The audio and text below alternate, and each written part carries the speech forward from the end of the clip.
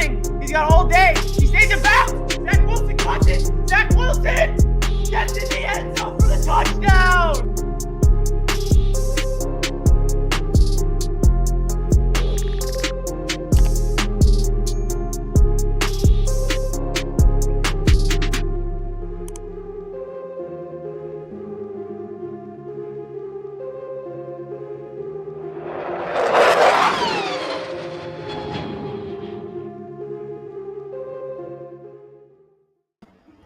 Yo, what is up, Jets Nation? Welcome back to another Jets Media live stream. We here to talk about the Jets general manager, Joe Douglas, speaking to the media today, having some interesting thoughts about what the New York Jets are going to be doing heading up into the NFL draft. Woo! It's an exciting time to be a Jets fan. We got a lot to look forward to. Of course, the NFL draft is 28 days away. We got a lot of draft capital. We got a lot of ammunition to talk about. And Joe Douglas said he is ready to strike if a star receiver does indeed become available. So in this stream, we're going to be briefly talking about Joe Douglas's press conference, my key takeaways, and then we're going to go from there and get into the chat and talk about some Jets football. How does that sound, everybody? What up, Auntie and Bryant, tuning into the stream? And Chris, what's good? Hope you guys are enjoying your Tuesday afternoon. Make sure you guys smash that thumbs up button on your way into the show. And with that being said, let's get it going. So my first takeaway from what Joe Douglas had to say is he seems a little different. His demeanor, his energy, the way he spoke to the media was kind of like, what I'm trying to say is it kind of felt like he had an understanding that this is his third season as a Jets general manager. And if they go out there and start 1-5 again, it's inexcusable. He understands that this Jets team needs to start winning some ball games. He got asked about if we should expect the Jets to be in meaningful games in December. He said, hell yes, we should be in meaningful games by December. Now, that's an obvious answer. You want your general manager of your football team to say you want to be playing meaningful games in December, but it's the way he said it. It's his energy, the way he said it, man. And I'm really excited about what Joe Douglas had to say. He's very serious about wanting to win right now. He went out there and added a bunch of players, young veterans, to the locker room via free agency, as we all know. Jordan Whitehead, DJ Reed, and all those other guys. And he has some interesting things to say about the free agent players that we did bring in. Now, he did talk about the wide receiver market. Obviously, the Tyreek Hill situation got brought up. And he said an opportunity presented itself. And he felt like he was very aggressive. And it's unfortunate that did not happen. But they are still very comfortable and they're very content with their approach of trying to go out there and get him. And they are seeing the wide receiver market get pretty much blown up right now. With the way Devontae Adams got traded to the Raiders and the way he got paid, with the way Tyreek Hill got traded and the way he got paid, with other superstar young receivers on the come up like Justin Jefferson, who knows how much he's going to be getting paid when his contract is due. We all know that the wide receiver position is all of a sudden our premier position in the NFL. And Joe Douglas says that. So he said a very interesting thing that I really loved is he saw the wide receiver market heating up. And a lot of players are getting paid big-time bucks. So what does Joe Douglas do? Instead of going out there and signing a receiver in free agency, instead of trading for a receiver yet, he signs two tight ends in CJ Uzomah and Tyler Conklin, who he feels like is going to have a big-time impact on the young quarterback. Because that's what Joe Douglas said. Every single move they make is about the young quarterback, whether that's on the offense or on the defensive side of the ball. So that's music to my ears that Joe Douglas understands the market, and he's trying to get proven players on the locker room that are culture fit and are going to help this Jets team win right now. Another big takeaway I took away from this is it definitely looks like Edge will be the pick at 4. Now, is this guaranteed to happen? Absolutely not. But he got asked about the offensive line situation with Mekhi Becton and George Fant, and he says he believes that George Fant and Mekhi Becton will be the two tackles starting week number 1. Now, I do not expect them to draft a tackle at number 4. Can they draft a tackle in the second or third round? Absolutely. But he did speak very highly of all the tackles on the roster, including Chuma Edoga and Connor McDermott as the two backups. He loves George Fant. He loves Mekhi Becton. He also said that, where is it? It's very likely that Fant will be the left tackle and Becton will be the right tackle. Now, we heard the news yesterday from Robert Saleh that Elijah Vera-Tucker is going to be the right guard. So that makes it really interesting because it makes a little more sense to move Mekhi Becton now to the right side because you want to pair up the two young players together so they get that chemistry. George Fant had a phenomenal season last year at the left tackle spot, protecting the quarterback. You put the pass protecting people on the left side of the line, you put the run blocking people on the right side of the line, and that's exactly what I think is going to happen. I think the offensive line is going to look something like Fant at left tackle, Tomlinson at left guard, McGovern at center, with AVT at right guard and Becton at right tackle. Now, all of a sudden, that right side got that the offensive line pretty much got swapped. You know, the beginning of last year, it was Mekhi at left tackle and Elijah Vera-Tucker at left guard to start off the year. Now we might be flipping it around because of what George Fant did at that left tackle spot in terms of protecting the quarterback was special, and us going out there and signing a Pro Bowl left guard in Laken Tomlinson. So I feel like that's a very interesting conversation to have. This offensive line is definitely turning the corner in terms of personnel and in terms of talent. Now it's just up to them to stay healthy and play consistent football. He also said the Jets not done and ready to make a big swing. He is going to be aggressive. He said that we're going to be in conversations in the future.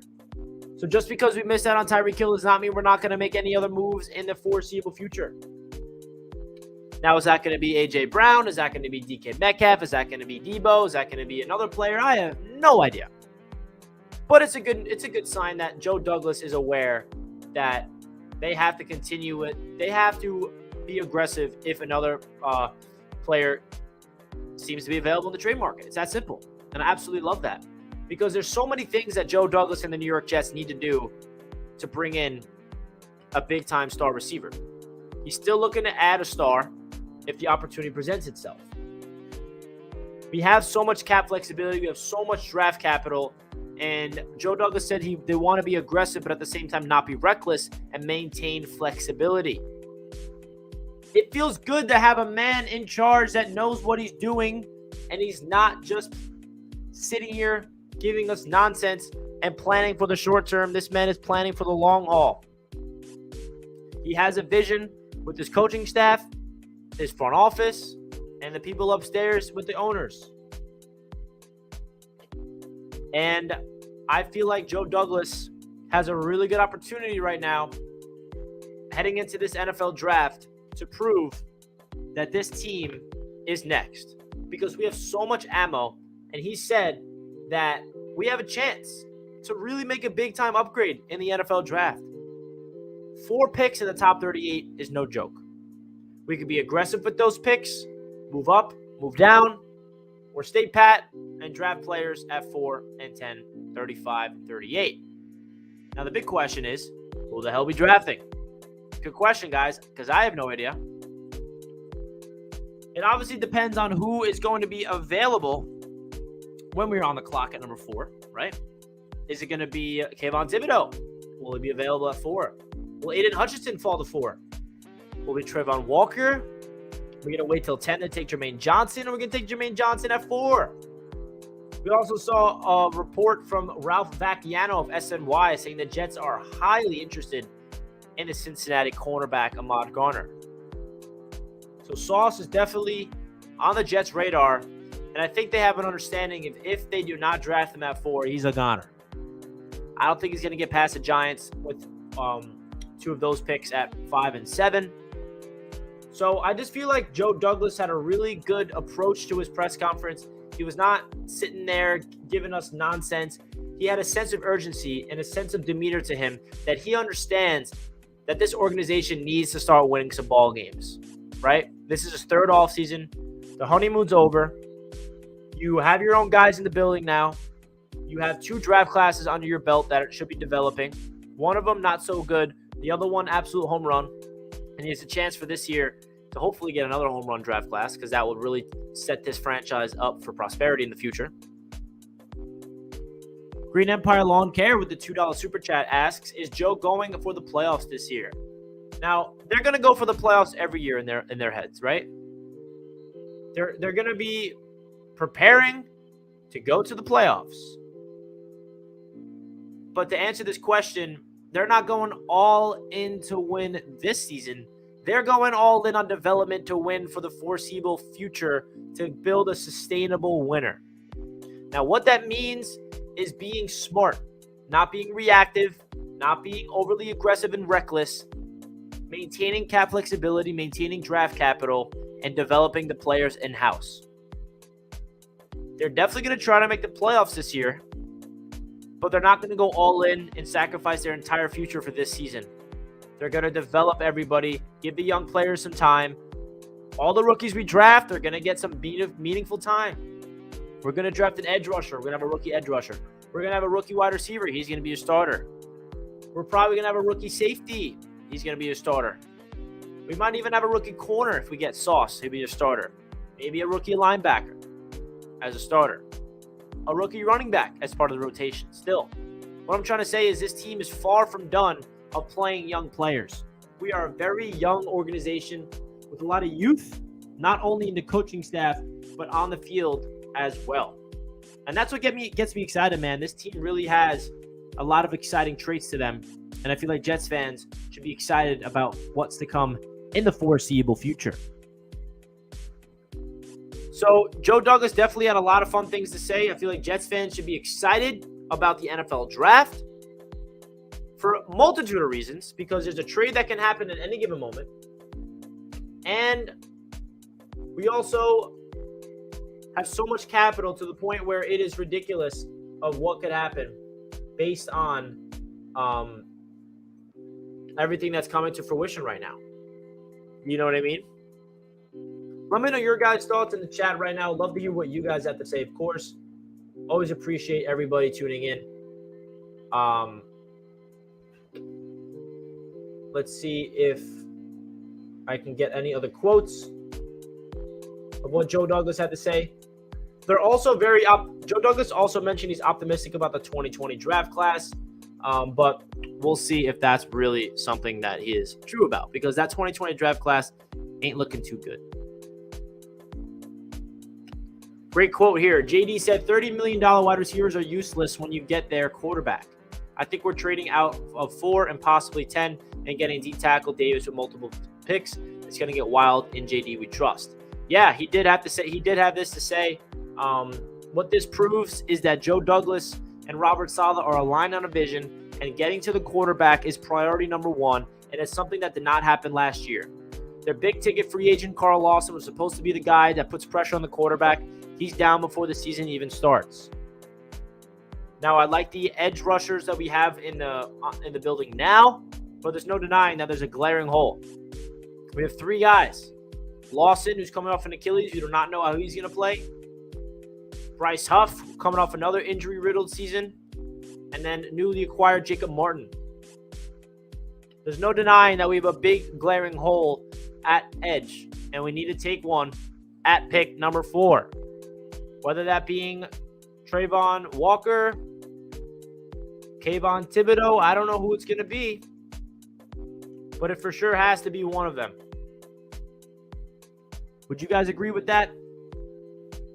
Would you guys agree that this is the season to get the edge early in the draft? Yes, has to be.